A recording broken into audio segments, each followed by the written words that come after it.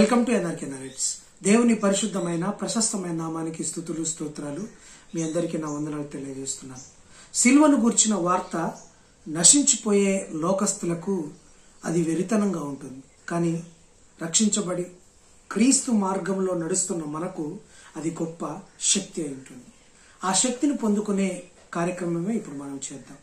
సిలువ అనగానే మనకు పాత నిబంధన గ్రంథంలో కనపడదు, కొత్త నిబంధన గ్రంథంలోనే యేసు ప్రభువారు సిలువ ఉంటుంది అని చాలా మంది భావిస్తూ ఉంటారు. అయితే నిజానికి తరిచి గనక మనము పాత నిబంధన గ్రంథాన్ని చూడగలిగితే గనక సిలువను గూర్చిన వార్త, సిలువ పాత నిబంధన గ్రంథంలో కూడా అనేక చోట్ల అనేక వ్యక్తుల్లో మనకు కనబడుతుంది.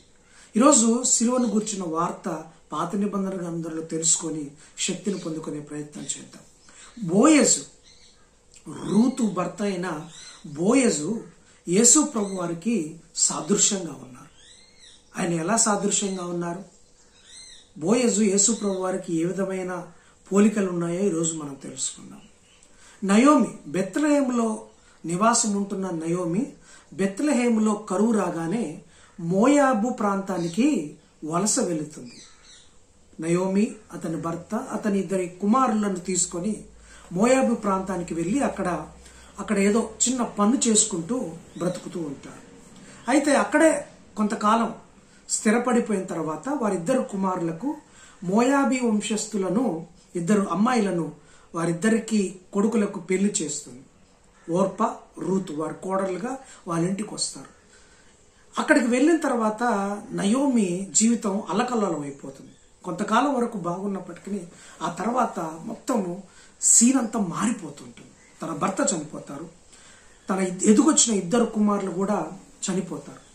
ఇక ముగ్గురు మగవాళ్ళు చనిపోయిన ఇంటిలో ముగ్గురు ఆడవాళ్ళు మాత్రమే మిగిలిపోతారు. మగదిక్కు లేని కుటుంబంగా అయిపోతుంది. చాలా బాధపడుతుంది నయోమి, ఏడుస్తుంది.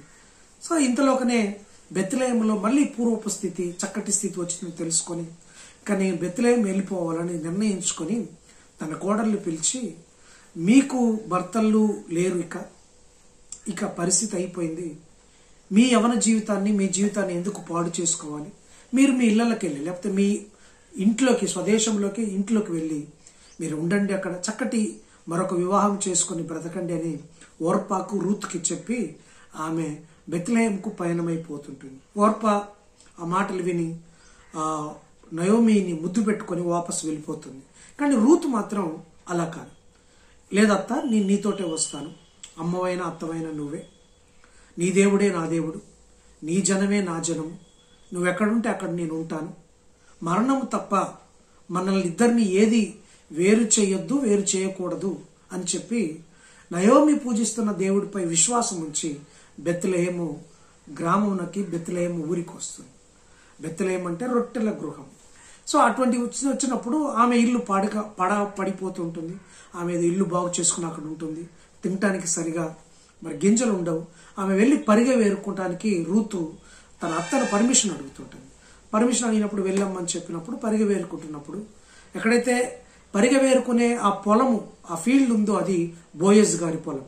సో ఆ బోయజ్ గారి పొలంలో పరిగెరుకున్నప్పుడు ఏమో ప్రవర్తనను చూసి, ఏమో మంచితనం చూసి, అత్తపై ఒక మంచి నమ్మకంతో, దేవుని యందు విశ్వాసంతో ఇక్కడికి వచ్చిన విషయము బోయజ్ గమనించి ఆమెకు మేలు జరిగేలా అక్కడ ప్రోత్సహిస్తాడు, ఆమెపై కనికరం చూపిస్తాడు. పైగా అక్కడ ఉన్నంత కాలం ఒక విధవరాలుగా ఉంటూ చాలా చక్కటి ప్రవర్తనను, భయభక్తులు కలిగిన ప్రవర్తన, మగవారి వైపు చూడకుండా చక్కగా తన ఆ శీలాన్ని, తన క్యారెక్టర్ని కాపాడుకునే స్థితి ఆమె ఉంది. అటువంటి స్థితిని బోయజ్ చూస్తాడు. అలాగే తన యొక్క పూర్వపు స్థితి కూడా బోయజ్ ఎరుగుతాడు. ఇటువంటి క్రమంలో ఆమె మీద ఒక కన్సర్న్ కలిగి ఉంటాడు. సో ఇటువంటి సందర్భంలో అత్త చెప్తుంది, బోయజు మనకు సమీప బంధువు అవుతాడు, అతని దగ్గరికి వెళ్ళు, అతను మన పరిస్థితిని విడిపిస్తాడు అని చెప్పినప్పుడు అత్త చెప్పినట్టుగా మరి బోయజు కాళ్ళ దగ్గరికి వెళ్ళినప్పుడు అతను ఆమెను చేర్చుకొని తన ఇంటి పట్టపురానిగా రూతును చేర్చుకుంటాడు. సో అక్కడ రూతు ఏమైపోతుందంటే బోయజ్కు భార్య అయిపోతుంది. చక్కటి ఆస్తికి వారసురాలు అవుతుంది. కోల్పోయిన భర్తను కూడా మళ్ళీ బోయజ్లో తిరిగి పొందుకుంటుంది. అంత మాత్రమే కాదు, చక్కటి కుమారుణ్ణి కూడా కని అత్త ఒళ్ళో పెడుతుంది. ఇవన్నీ రూతు విషయంలో జరిగాయి. అయితే బోయజు రూతును విడిపించిన సమీప బంధువుగా ఉన్నాడు. జాగ్రత్తగా గమనిస్తే యేసు ప్రభువారు కూడా ఈ లోకంలోకి మనల్ని విడిపించడానికి అపవాది బంధకాల్లో ఉన్నప్పుడు, పాప బంధకాల్లో ఉన్నప్పుడు మనల్ని విడిపించడానికి వచ్చాడు. మన పాడైన చేదైన జీవితాన్ని తిరిగి మధురంగా మార్చడానికి. ఎన్నిక లేని ఈ లోకపు బ్రతుకులు ఉంటున్న మనకు ఒక ఎన్నికను, ఒక గుర్తింపును, ఒక భాగ్యాన్ని ఇవ్వడానికే యేసు ప్రభువారు ఈ లోకానికి వచ్చారు. విడువబడిన అనగారిపోయిన వర్గాలుగా ఉంటున్న ప్రజలను ఒక ఆస్తికర్తలుగా లేకపోతే పరలోకపు సంపదకు వారసులుగా చేయటానికే యేసు ప్రభువారు ఈ లోకంలోకి వచ్చారు. మనల్ని విడిపించేవాడు, మనల్ని హత్తుకునేవాడుగా, మనల్ని కౌగిలించుకునే ఒక ప్రియుడిగా ఈ లోకంలోకి యేసు ప్రభువారు వచ్చారు. బోయజు ఎలా అయితే రూతును వివాహమాడి పరిణయమాడి ఆమె ప్రతి స్థితిని మార్చగలిగాడో, మనల్ని కూడా దేవుడు అయిన యేసు ప్రభువారు ప్రియుడిగా, యజమానుడిగా మన ప్రతి స్థితిని మార్చగలిగిన స్థితిలోకి ఆయన తీసుకొచ్చాడు. మోడు బారిపోయిన ప్రతి స్థితిని తిరిగి జీవింపజేయగలిగిన సమర్థుడు యేసు ప్రభువారు. రూతు జీవితం మోడు బారిపోయింది. భర్త చనిపోయారు, ఇక ఆదరణ లేదు, ఇక ఏ ఒక కనుచూపు మేరలో ఆమెకు సంతోషపడే అవకాశం లేకుండా పోయింది. అటువంటి సందర్భంలో బోయజు రూపంలో ఆమెకు సంతోషం వచ్చింది, ఆనందం వచ్చింది, ఐశ్వర్యం వచ్చింది. అంత మాత్రమే కాదు, యేసు ప్రభువారి వంశాల్లో చేర్చబడిన స్త్రీగా రూతు నిలిచింది. ఈరోజు యేసు ప్రభువుల వారి ఆ యొక్క త్యాగము ద్వారా, ఆ యొక్క ప్రేమ ద్వారా, మనుషులను ప్రేమించిన విధానం ద్వారా ఎక్కడో ఉండాల్సిన మనము, ఎన్నికలేని మనందరము యేసు ప్రభువారి వంశావల్లో రక్త సంబంధికులుగా చేయబడ్డాం, చేర్చబడ్డాం. అటువంటి స్థితి మనకు వచ్చింది. కాబట్టి ఈరోజు నీ పరిస్థితి రూతు వలె ఉండి ఉండవచ్చు, అనగారిపోయిన ఉండవచ్చు, ఎందుకు పనికి రాకుండా పోయిన ఉండవచ్చు, అందరు నిన్ను హేళన చేస్తూ ఉండవచ్చు, నీ అయిన వాళ్ళే నిన్ను దూరం చేస్తూ ఉండవచ్చు, నీ స్థితి అంతకంతకు తీసికట్టుగా మారిపోయి ఉండవచ్చు. కానీ నీ సమీప బంధువుగా, నీ ప్రియుడిగా, నీ యజమానుడిగా యేసు ప్రభువారు ఈ లోకానికి వచ్చాడు. ఆయన నిన్ను హక్కున చేర్చుకుంటాడు, నిన్ను ముద్దు పెట్టుకుంటాడు, నిన్ను కౌగిలించుకుంటాడు.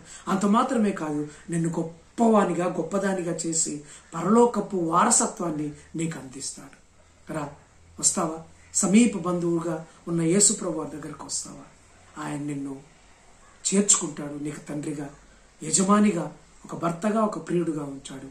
నిన్ను గొప్ప చేస్తాడు. ఆ సిలువే నిన్ను గొప్ప చేస్తుంది, ఆ సిలువే నిన్ను శక్తినిస్తుంది. Thanks for watching. God bless you.